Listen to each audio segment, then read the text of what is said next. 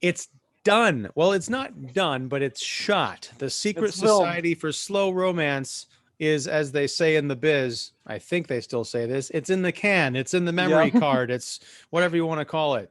So first of Woo! all, Sujewa and Alia, good job well done, congratulations. This is Thank very, you. very exciting Thank stuff. you. So we are here to talk about not only the film, that because we've been kind of covering this the last few episodes, the filming of this new movie you've got coming out, but we're also going to be talking about a slow cinema classic, I guess, Before Sunrise from 1995, Richard Linklater's landmark romantic movie starring Ethan Hawke and Julie Delpy. But before we get to that, let's talk about another romantic movie, this one coming out 25 years after Before Sunrise, and that is the Secret Society for Slow Romance. So let's get into it. Is it Sujewa, 25 years? Let me see.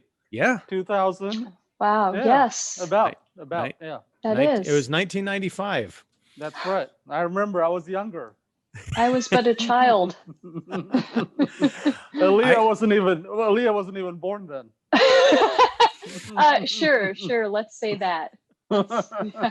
I'll confess, I was graduating high school when this movie came out. Well, not quite. It was January of 95. So I was finishing up my senior year, and for some reason I'd never seen that film. But we'll get to that in a bit. I want to talk about this new thing that's coming out. So Slow romance. yeah, tell me about it. So let's I saw a great interview that you guys put out a couple weeks ago on Vimeo about the making of the film. Go check that out. I'll leave a link to that in the description for this this video. But I was watching it and it's so charming. Alia, I like the shrink ray comment. You're talking about the sets, miniaturizing the sets for the pandemic. That was very cool. So I'll leave everyone to figure out what that's all about by checking out the video. But so now that it's all done, talk to me about the filming of the dialogue scenes, wrapping everything up, because I think the last time we spoke last month, you hadn't shot anything with actual dialogue and character involved, just a lot of establishing shots and walking around the city. So let's get into it. What did you see the 3 clips that I put up? Yes. Okay, so why don't you ask some questions about those if you have any questions? Well, I don't know if I want to, because I don't want to spoil anything. I mean, you sent me the stuff, but But those things are out for the public, so okay, you can link to those also. I shall. So I guess And we'll we talk can about. always lie. Yeah, Ooh. right. So yeah, how did you pull off the giant mechanical spider effect? I mean, they tried to use that in that Superman movie, but they scuttled it. But you got it in your movie. No, yeah, it's a Final Cut Pro effect. Yes. Well, also I have it's called a schism. It's part of my psyche that kind of schismed off, and sometimes it appears as like this big spider, and it makes me do things. So we included that in the movie. So there were no effects needed. It's part of my brain. Yeah, and that's pretty special too. You get like a real life effect on camera capturing that. I mean, this is going to win all the awards. yeah. I know. I'm deep in slow romance editing right now after 7 weeks of shooting. So you'll have to come up with the outsiders, perspective, because if we start talking, it'll be like way deep inside about certain plants, certain little dinosaurs. The dinosaurs are very important. Right. We've been filming for 7 weeks now, 7 weekends, and this past Wednesday and yesterday I did some shots. So it's like this is like the longest I've shot a movie, I think. And that's crazy, because I know that, Alia, because you've got a crazy busy day job, that you were only able to film pretty much on the weekends, which is why it took so long. So tell me about that. Was it difficult picking like the whole starting and stopping thing when you're trying to find a character and build the chemistry and develop these scenes? Were you working like Friday through Sunday weekends, or was it just a few hours picking up here and there? How intense was it to get all this thing done? Long weekends, Saturday and Sunday, like 10 hours a day, usually. Wow. Okay. Yeah, but not every weekend. We didn't shoot both days on every weekend, but still it takes up a lot of time. She has to travel down, travel back. I got to get ready. I got to get the set ready, blah, blah, blah. But she's such a pro. It helped me out a lot in the acting department. She always knew her lines. She was in character. I just had to slip into Renee mode, which is shaving. My acting is shaving. Acting secrets by Sujewa. Shave. Or in some cases, grow a beard. That's a different That's right. character. That's right. That's another Yeah, character. Maybe for the next exactly. movie. Yes. Oh, okay. So yeah, acting was for me was the job was made easy because Alia knew all of her lines, and you know, she would react even when I was just when the camera was not on her and I was just doing my lines. She would be in character, so she made things really easy for me. Cool. Awesome. Now, because I know one of the first things I think I saw was a clip of you kind of recording notes, very much in the werewolf ninja philosopher vein. Yeah. So, how many of those scenes were there, and did you film all of those back to back, or did you kind of stagger them in order? I mean, I don't know where exactly they popped in and out of the script, but were there a whole bunch of that you just had to do back to back, or did you kind of come back to those as the different parts of the movie progressed? Well, it was the first. I think the first one that was put out was that might have been the first or second day that we started filming dialogue. We did that. I think one second because day. Second day. Yeah, because that was one of the first chunks of lines that I actually received. Then there are some other note scenes in the movie. I'm not sure how they're staggered up. I'm not sure where exactly they fit in between the meeting, like us meeting, and the New York City shots and me walking, because you know, there's some great just shots of the city in there, and I'm sure it will kind of be divvied up. I'm not privy to the editing process, but yeah, I can answer that. The others, the others were filmed separately back to back on the last day of shooting. Okay. Yeah, as far as placement in the movie, we're gonna have the meeting scene at first, which is like a 10-minute scene. Then we're gonna have shots of the city. Then we're gonna have the first clip. One of the three I'll choose. We filmed three.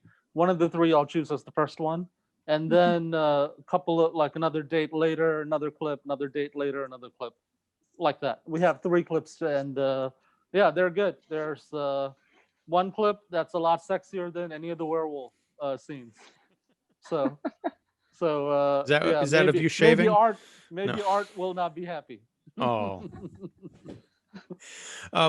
So talking also about the staggering of that time of the weeks that went by, and also the long days of this shoot, when you would come back, say a week later or a couple weeks later, and you're filming these date scenes, where would these fall in terms of the continuity of the story? How long, what's the time frame of the story itself? Because it takes place over the course of a few dates. So is it sort of a real-time thing, like, oh, these characters met up once a week, or is it like they're supposed to be going out, like they meet once and they're like, oh, this is great, so we're going to go out every day for the next week?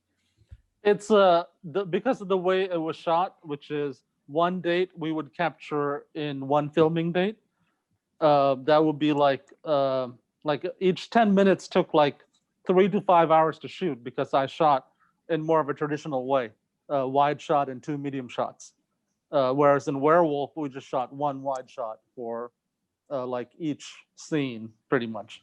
So in the movie will take place over several weeks. We'll see the weather change a bit from the beginning of the movie to the end of the movie.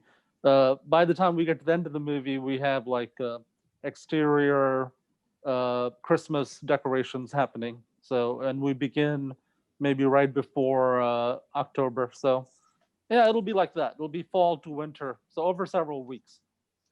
Cool. I didn't even know that. Now you know. Yep. You're like, I didn't know. I didn't know the time span. You know this takes place on Mars, right? Oh, well, obviously, yeah. I thought that's why the dinosaurs were involved. I mean, that's where they went. Now you've got Yeah. dinosaurs and spiders. I can't keep up with this thing. Yeah, I was initially thinking it would be like a couple times a week they would meet up, or once a week or so, and so it'll be over like I think we have 6 dates in there. There was 9 that I had originally planned, but then things got condensed into 6. So it'll be over like a 6-week period. Cool. Now, as far as the dialogue scenes themselves, how tightly controlled were these? I mean, from what I saw, there was some good, back and forth between your two characters. It was really kind of a sweet rapport. Was that? Thank you. Well, you're welcome, and thank you. I hope to see the full thing in context soon, and maybe Tuesday. Maybe Yes. you can see the cut I'm doing for film festivals on Tuesday. There's a South by Southwest late deadline that they gave me for Monday night, and I think I'll have it done by then. Wow. Okay, because that's tomorrow when Tomorrow. Yeah. recording this. Yeah, not the final sound mix, but something that they could take a look and decide whether they want to have the movie or not. But yeah, the movie is mostly edited. I'm working on some final picture editing, and tomorrow some sound and effects. By tomorrow afternoon, early tomorrow night, it should be done. Cool. And by the time this episode goes up, we're talking about tonight. Like this is happening right now. It's very exciting. So I've been editing and trying things out since the first day of shooting, like color grading, what the strategy, how to cut the dialogue. So I've been working on this throughout. now, as far as that goes, with your tweaking and experimenting with the film as it's being shot, put together, I imagine a lot of filmmakers kind of do this and get very experimental just to make sure they are on the right track and check in with themselves. Has anything that you've done in that process informed the way that you shoot later scenes, or has it inspired you to go back during a later shoot and say, let's go back and retool this bit of dialogue or add something that can be cut into this scene later? Has it affected the way that you're telling the story? About your previous question about the dialogue, it was very, almost completely based on what was written, what was in the script. And so if it looks natural, it's because we're doing a good job acting, trying to make it look natural. Yeah, I kept telling Alia, more naturalistic. And about going back and, going for new approaches. No, I think as I saw the footage, it was turning out as I expected. I just had to make sure that my line delivery was good, and also that Alia's character kept a certain range, sort of intense when she's more intense when she's in private, and more friendlier and naturalistic when she's talking to my character. Make sure I didn't get too sinister. That was one of the things that you were always like, say that again, but nicer. Say that and but sound like you're sound like you're a nice person. Well, there's that line about you smiting your enemies. That's that, right. You say it kind of in a joking way, but there's a little twinge there. I'm like, what's she up to outside the context of this date? Yeah, I think her musical persona is more darker. Yes. And so we had to dial back from that to create the character that we wanted. Now, Alia, we talked a little bit, I think, in our last episode, and it was all this sort of preparatory stuff. Like this was going to be your first leading, spearheading a movie, kind of a co-lead deal. And she's the lead. She's the lead. Right. Well, yes. So, we're pretty well matched in dialogue, I think. Okay. But this is your first kind of headlining role, and you were sort of working up to that and preparing for it. Now that it's actually done, what's your assessment of your experience as a leading lady? And also, what did you find that you learned between the time that you were getting ready to film all this stuff and now that it's actually all behind you?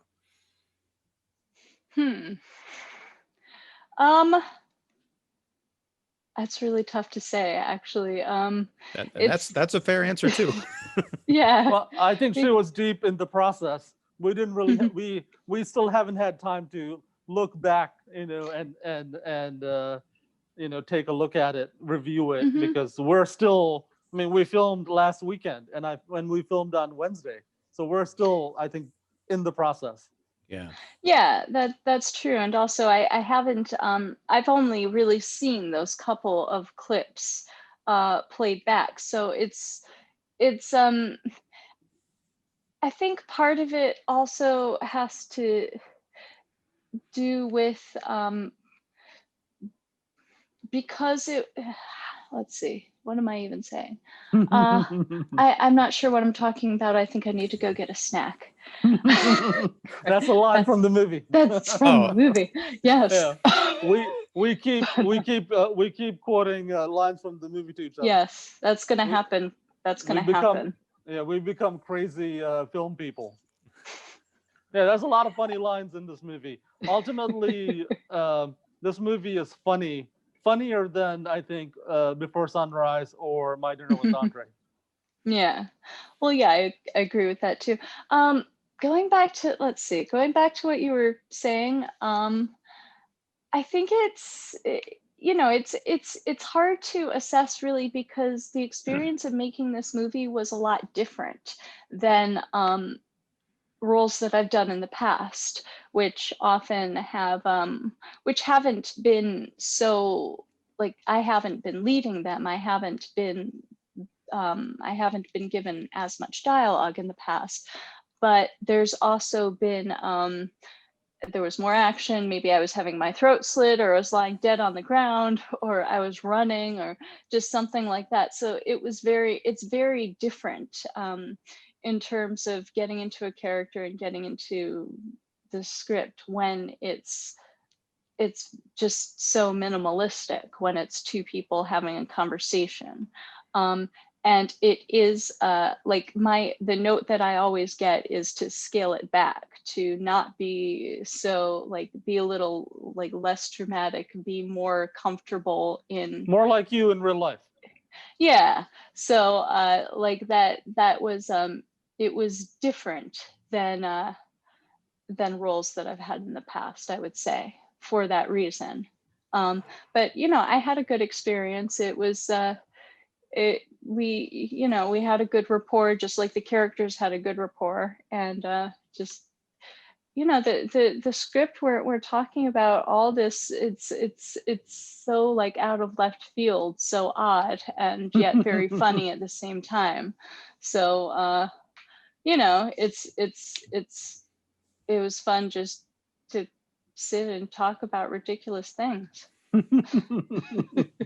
Yeah, and I think this is the first movie that shows to any significant length of time in a mainstream accessible movie where the characters discuss the lives of indie filmmakers and underground filmmakers. So that'll be interesting to a lot of people, I think. Well, to some people at least, not a lot, but to some people it'll be interesting.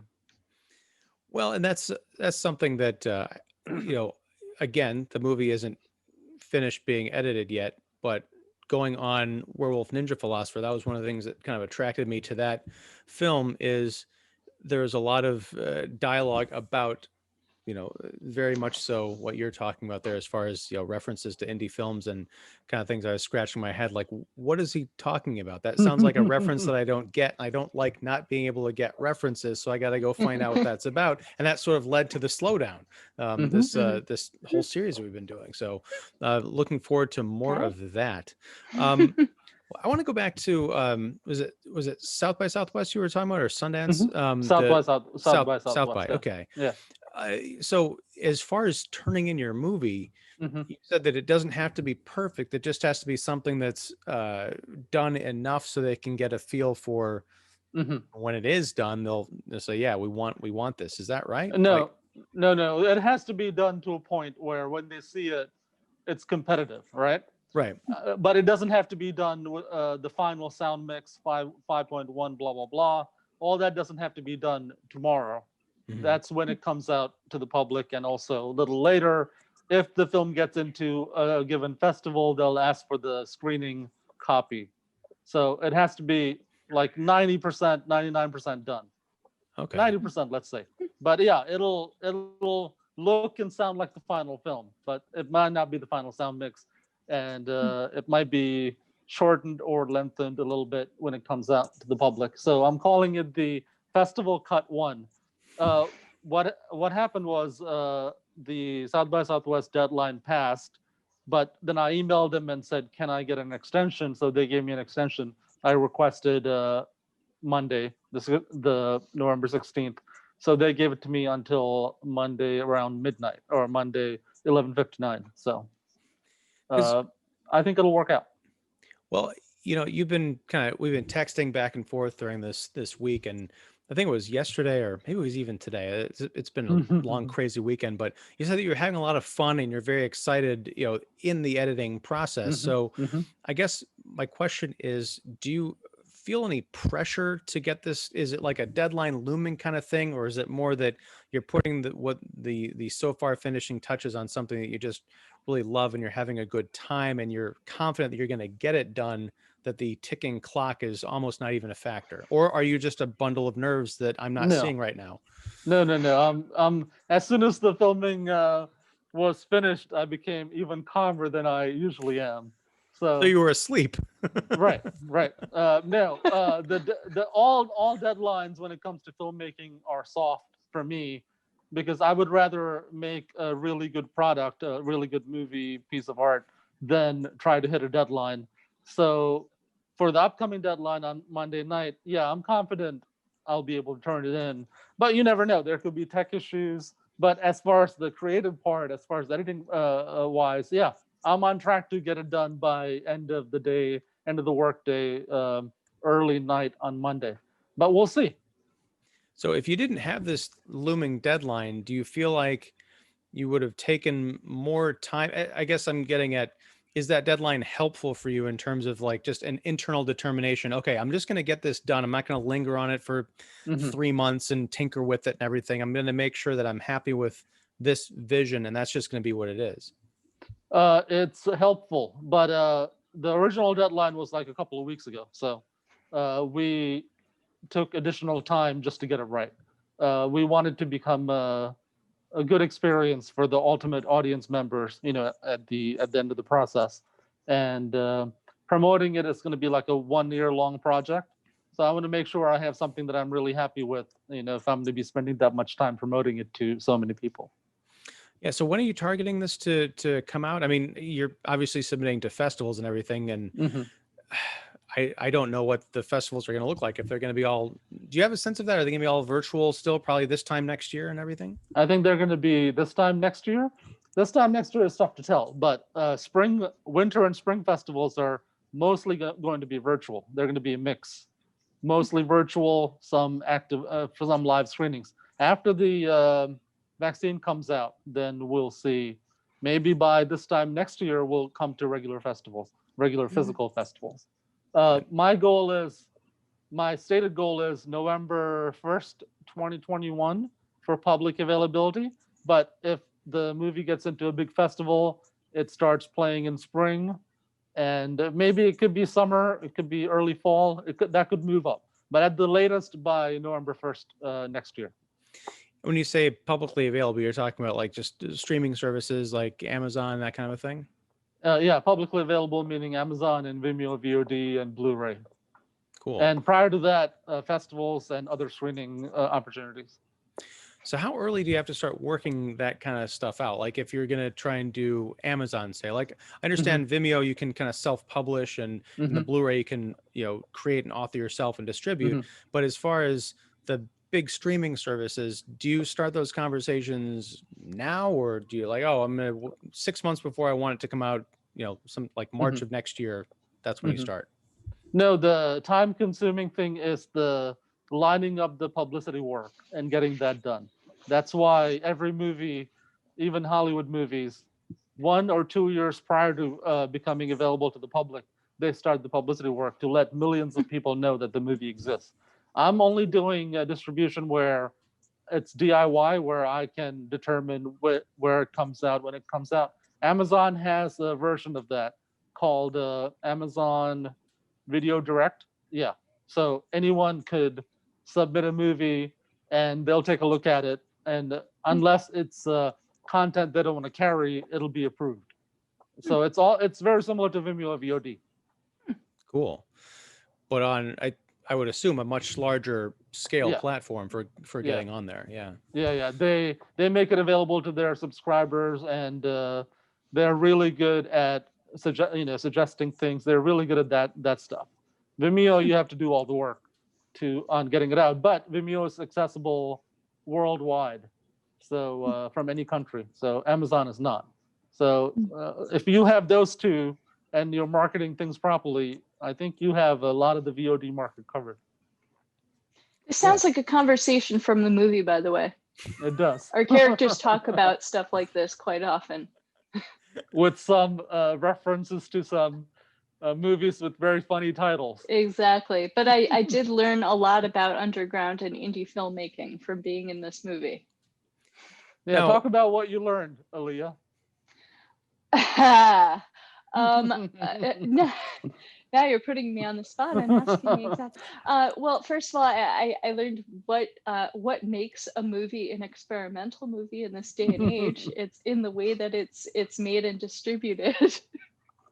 That's directly from the dialogue. It is, yeah, exactly.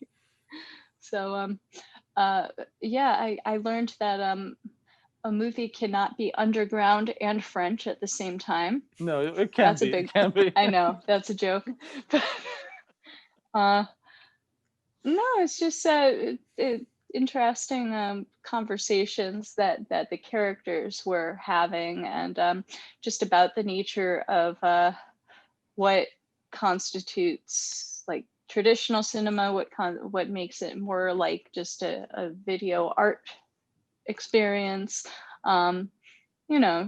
stuff like that's all in the dialogue, and it's not something that I typically would think about, but it's a good thing to think about, because I do make my own like I've only really made music videos thus far, but it's interesting to think about just the distribution process. What is the process of making a movie when you are completely doing it on your own, pretty much, which is what my character is doing. And she's just putting out like a ton of movies constantly, and they're all so bizarre, but it's inspiring me to maybe make some really bizarre movies on my own. Her character has a movie, the title of it is a joke, so we won't say it, but her character has a movie that rivals Andy Warhol's Empire. It sounds much better than Andy Warhol's Empire. That's one. It's That's much a more movie. entertaining, I'm sure. Yeah, Film Threat is gonna say they like it a lot. Empire is one of those movies that I've always wanted to watch, but is it 12 hours? 12 hours? I think it's 8 hours, maybe 8 hours. Okay, but it's just the Empire State Building. Yeah. I sent Alia a link. Also, Alia, you learned about 13 Lakes by James Benning. Oh yes, I did. I still haven't checked it out. I might maybe tonight before I go to sleep, just to make sure I fall asleep thinking about lakes. Yeah, it's shots of 13 lakes. That's the whole movie. Wow. There's no like monsters that come up out of those lakes, or No. people boating. Wow. These are That's questions that's that very come similar. up. That's very Yes. similar to the dialogue in the movie. Oh. Also, Okay. one last thing. There it's not all boring film talk. There's there's discussions about relationships. There's a romantic and sexual story that's hinted at, and there's a kissing scene, and so it should be interesting to people who like romantic comedies, people who like movies about movie making. It's really a comedy about movie making with some other stuff thrown in there. I think that's a good hook, because as I mentioned before, our conversations about slow cinema have been so enlightening to me, and I think in a way sexy to my brain, who's very curious about all this stuff, all these unexplored territories, that I think inviting an audience in through a traditional crowd pleasing mechanism to ask all these questions and just sort of be enlightened to all these things they might not be familiar with. It's a great hook, and I think we need more movies like that. One thing I want to kind of close out the talk on slow romance with is Alia, you mentioned this is unlike other films that you've been asked to be part of. Now that you've finished the film, and I assume that you're going to be happy with it once you see it, the end result. Sure. Do you feel like this is a new direction that you want to chart, or be more open to exploring these kinds of roles, or are you fine with going back to having your throat cut? Well, I want to play a range of characters. I think that that's not atypical for most actors, is wanting to be able to try a range rather than getting locked into one type. So, you know, this was it was an interesting experience being this character. I wouldn't want to play too many characters like Allison. I think, you know, I don't, I want, you know, just a variety of characters. Exactly, a variety of characters. And I'm not crazy about getting my throat slit. I would much rather be the one holding the knife, to be perfectly honest. My next role, maybe I can be a serial killer who talks a lot about film. So I can combine certain things. I don't know. You never know. But I definitely, like, my ultimate acting goals would just be to be able to play a range of characters who are at least as interesting as I am. Okay. Yeah. I have. I'm planning the next movie, and she has a role in it. I thought she did a great job, and people will see it when the movie comes out. So Alia is a really good actor. So hire her for all your movies. Please do. Yes. Whether monsters or leading ladies in a romantic comedy. Mm-hmm. Exactly. And the next movie, the working title is How to Attract Weird People. You sent me that today, and I thought that was, you know, I want to It's know more about that. It's a very intriguing title. Yes, it draws you in. I mean, if you ever decide to go work for the studio system, Sujewa, you could just get a job making titles, because you know how to hook them. Good. And also, I think Slow Romance is a sort of a reworking of the romantic comedy genre. We take a really tired genre and we do something new with it. Mm-hmm. Cool. And I would like to point, I'm not going to give too much away, but there's a very specific formula that I remember from the days when I watched romantic comedies with my mom. This movie does not follow that formula whatsoever. Mm-hmm. There's something that always inevitably happens toward the end of romantic comedies that, like, it's not in this movie. It's replaced by something completely different. So. And much more interesting. Exactly. Yeah, and this is going to be much more romantic than My Dinner with Andre. That's a pretty big claim to make. I don't know if we want to throw down that gauntlet on this show. They had some pretty good chemistry. It was almost inconceivable. No, and at least one of the actors is going to be better looking than those guys. You're so modest. Wait, no. Right. All right. So let's talk about. Alia's not bad looking in the movie, also. Okay.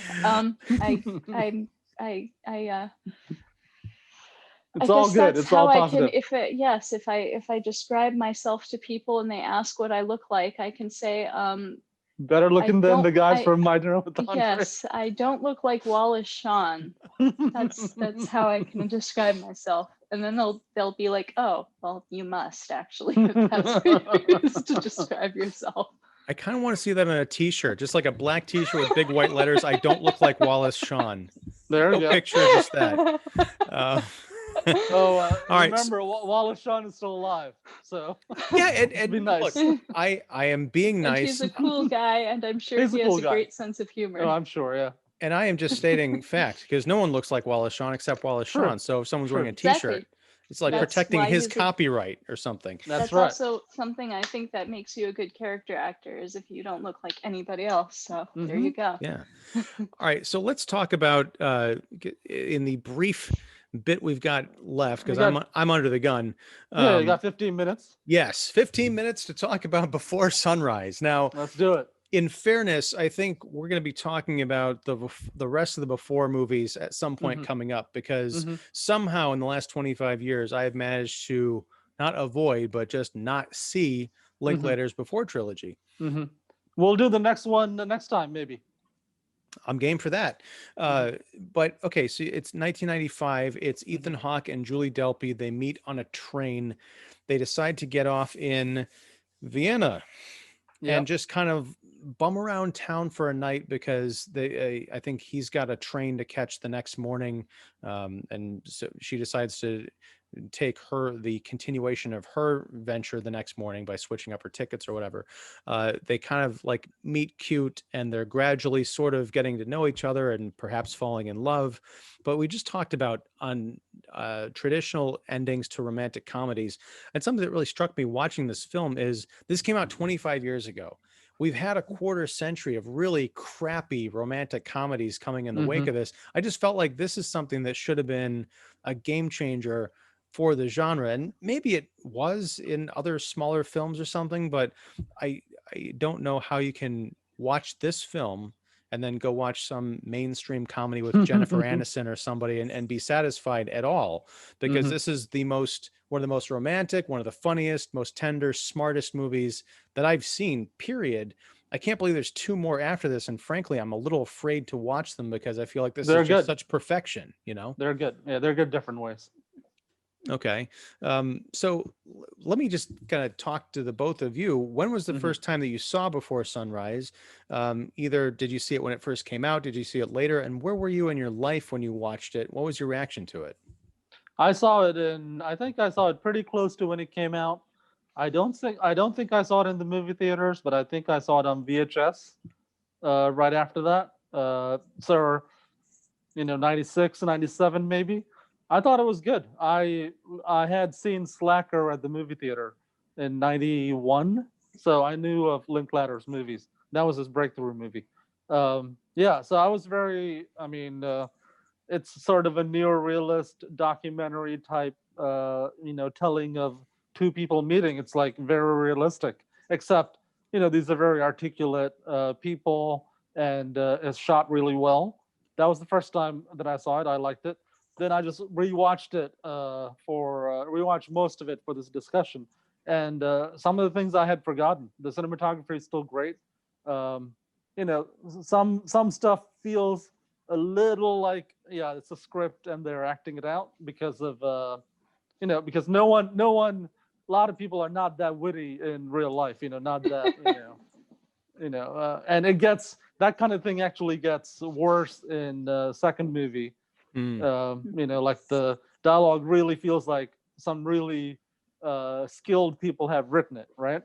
But all in all, I'm very happy with the movie. I think it's one of the best movies. Cool. How about you, Alia? Well, I have a memory of seeing that movie. It must have been around the time when it first came out, because I saw it in a theater, and I guess my mom must have taken me to see it. I don't remember the circumstances very well. I would have been 10 years old. So the only thing that I remember actually from the movie from that time I saw it when I was a kid was I think they had earlier tonight I had time to watch, they have clips that sort of cover most of the movie on YouTube. Sure. So I watched all of those. There were 17 clips. Wow, that's a lot. And that's like watching the movie. You should just watch the movie. I know, but this is what I came across when I looked it up. And what I remember from being a kid wasn't in those clips. I seem to remember something about them having a conversation about whether they like the word pussy or not. And that's all I remember from my childhood. That might have been movie 2, maybe. Really? Yeah. might make sense Yeah, because Before Sunset. yes. Was it in Okay, France? that Were they in France? I don't remember. That might actually make sense. As a movie that my mom might take me to, Mm-hmm. like not. This is kind of a. It's kind of a. It's not really the kind of movie you take a 10-year-old to. So I'm thinking you might be right Yeah. about having seen the second one. Well, Okay. even if it's makes not the pussy conversation, That's Before what I remember. Sunrise, Before Sunrise is not the kind of thing that you imagine taking a 10-year-old, anybody, boy, girl, whatever, to see. Did your mom take you to kind of artsy films in general, or was it Yeah. like, oh, I like that Ethan Hawke, he was so great in Reality Bites, this is gonna be the same thing? I'm not sure. I don't remember exactly what the context was. But yeah, no, she took me to kind of art house movies once in a while.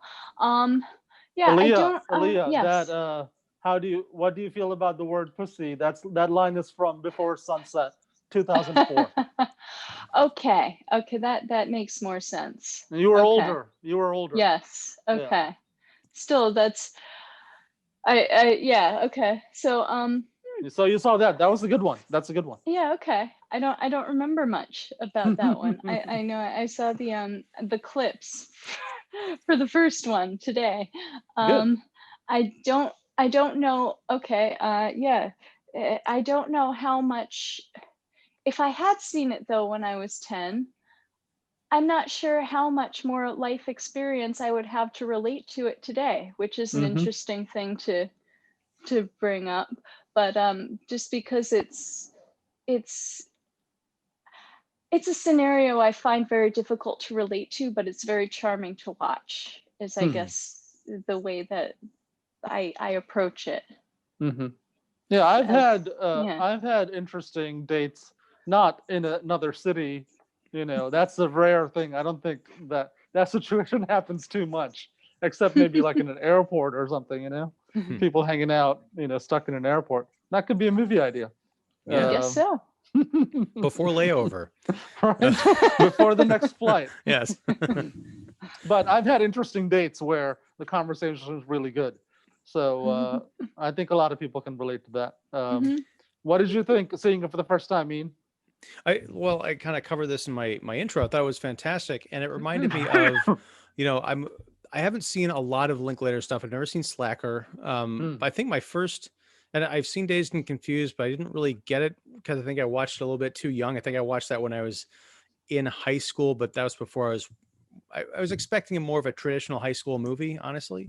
But I was really a big fan of Waking Life, which is all dialogue. The gimmick was animation, but it was all characters having these really great philosophical conversations. And this reminded me of that. And I understand what you're saying about a lot of it feeling or sounding like it was written, because it was, it was a script. It was written over right. But over it was a long period of time. Yeah, but it was delivered so naturally that you get the feeling that I could, if I were to follow these people around Vienna for an afternoon and just eavesdrop on their conversation, I feel like I could actually hear them talking about, this kind of stuff. And I loved the kind of the gender politics of the era. There was a lot of like kind of open conversations I think people are kind of afraid to have today in the forthright manner in which they give and take with each other. There's some wonderful sparring, and they end up kind of happy with each other at the end. I was fascinated by the closing scene when they're both getting ready to get on the train, and they're so overcome with emotion because they finally realize that they might never see each other again because of this pact they made. Then they make an agreement to meet up in 6 months. Now, I was trying to put my head in 1995 as an audience member. I'm like, oh, this is so romantic, it's so great. But knowing the real world situation that the next movie came out 9 years later, I haven't seen it yet. So I'm curious to find out what that's all about and how it resolves itself. But I was kind of heartbroken because I'm like, no, this isn't really the happy ending they think it is. Right. Yeah, they talk about that in the second movie. I would hope that they would. Yeah. Now it's even sadder. It's even sadder than you think. Oh no. But it's okay. It's okay. They end up meeting up again. Well, as far as the cinematography too, I mean, this is more of an editing choice, I guess, but as they are both leaving, going their separate ways, and we see them kind of thinking back on, we imagine that they're thinking back on the night that they had, but the camera is showing us all the different parts of the city that they visited. And I loved that we see the park where they had that, the wine and the stolen glasses, and that's still sitting out there, kind of tipped over and everything, kind of undisturbed. It was just these moments of beautiful, like cinematic poetry that match up with the poetry of the dialogue that they're speaking. It's just a perfect little film, and I don't know why it took me a quarter century to catch up with it. You weren't interviewing the right filmmaker every month. This is true. Where were you 25 That's years right. ago, not mentoring me as I left high school? That's right. That's right. I was still trying to make movies, so and I would have known this movie. I knew about it as soon as it came out. So if had we been friends back then, you would have heard about it. Yeah, and I think I'd seen Julie Delpy in a couple of other things, and I've seen Ethan Hawke in a ton of stuff, and I almost feel like he gets not enough recognition for the kind of actor that he is. He's kind of tiptoed between the mainstream and the more kind of independent stuff, and I really like him as an actor. I liked him as he directed a movie called Blaze from a couple of years ago that I thought was pretty outstanding. It's almost like a Kevin Costner thing. It's like not cool to recognize that these movie stars are actually really good and excellent in certain roles, not necessarily in everything that they do. But seeing him as I think it was actually he and Delpy were actually like 24, 25 years old. Just seeing really them carrying these naturalistic performances in this movie, I was like, God damn, these people, they're kids, and they're just blowing my socks off. I think Linklater was maybe 10 or 15 years older, so he had a lot of life experience. That whole movie was based on something that really happened to him, I think, in Philadelphia. And Yeah, I read that. yeah, and the sad part is the woman that he hung out with did not hear about the movie because by the time the movie came out, she had died from a car accident or something. Yeah, something like that. Yeah. Wow. But I mean, she didn't know. She just had it was a nothing. I mean, maybe it was a significant event, but they didn't keep in touch. Man. Well, we're going to keep in touch later talking about the sequel and possibly even the second sequel, Before Midnight. Yeah. Right. I don't know. Let's do all three. Yeah. There are two people movies. That's the theme. And next time we meet, you will have seen The Secret Society for Slow Romance. I can't wait. Me too. Yeah. It'll be awesome. Me too. It'll be a big reunion. In a month. Yeah. In a month. Yeah. But you'll see it in a couple of days. Excellent. Cool. Did you like the shots of New York? Yeah, it's weird because I kept imagining them in black and white, which is weird. I don't know what's wrong with me. Yeah, well, that's the thing, is I was so struck by what you did in Werewolf that I would see these shots in color, and I loved the slow motion. That's back again, and I don't want to talk any more about it until I see the whole thing in context. But from what I have seen, I'm very excited for it. So awesome. Get it done, get it submitted, get it in my inbox. Yeah, so we'll catch up with you next time. Sujewa, Alia, thank you so much for hanging out again. And we'll catch you. We'll do a deeper dive into Linklater next month, but also talking about the finished film. So thanks, awesome. gang, Thank you and for have a having great us. night. Of course. Okay, Alia, talk to you soon. Thank you. All right. I'll talk to you soon as well. Good to see you. Bye.